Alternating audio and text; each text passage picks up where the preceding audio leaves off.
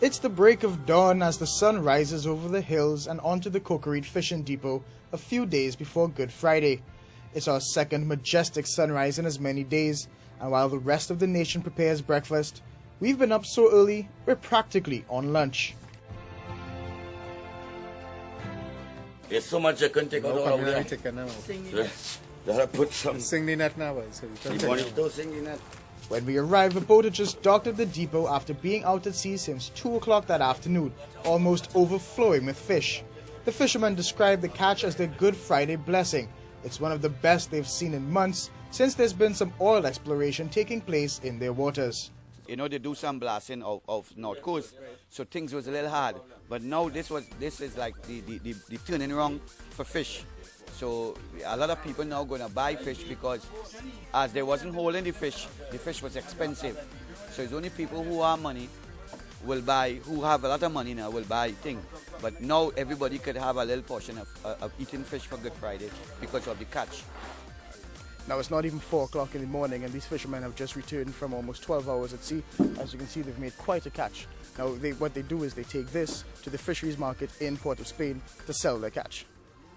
At 1,000 pounds, they may make approximately $3,000 this morning. The fish they've caught, the skipjack, bonito and Thor, are not very valuable, they say. Kingfish and carrot are the big sellers. The fishermen say the answer to high fish prices is simple. If we diversify our palate, we pay less at the market for the fish which are more in abundance. And so what isn't sold goes to someone else, so at least it's not completely wasted. Meanwhile, I try my hand at releasing the fish from the net. But this will continue for almost 3 more hours. So we stop to taste the fruits of our labor. Roasted fish, no salt, no lime, seasoned only by the ocean and placed onto an open flame.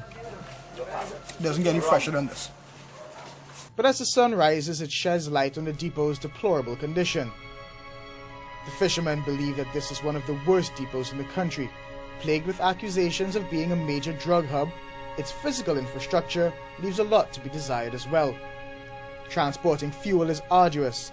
With no proper jetty and no paved roads, it takes much longer to do the simplest of tasks.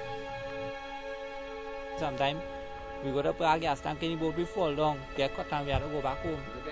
Sometimes for 2 weeks, walk now, we family and nothing.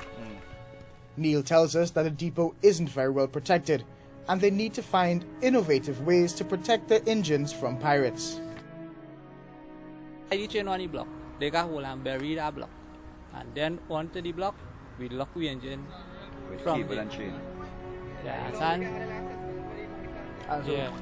And so all of that is the Facilities to save it. that's what you have to, all that you have to go through to just save your engine. why we need security and a proper jetty now is that when it have nobody around, whoever come in to thief the engine and them, they had chance to cut the cable and the chain.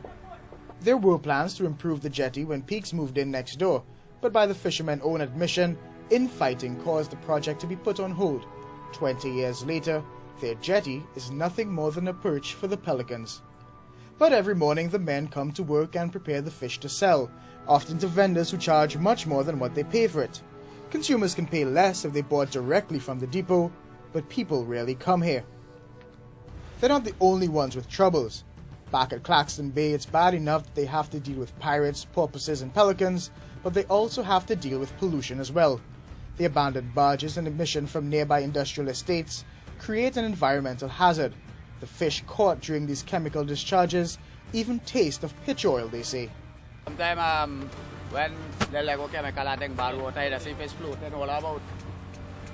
Often that has happened. Not really often, but like when the Lego there's poison in the water, there's enough poison. For some of these men, fishing is a tradition passed down from generation to generation. Many of them left school at age 14 and walked right onto a boat.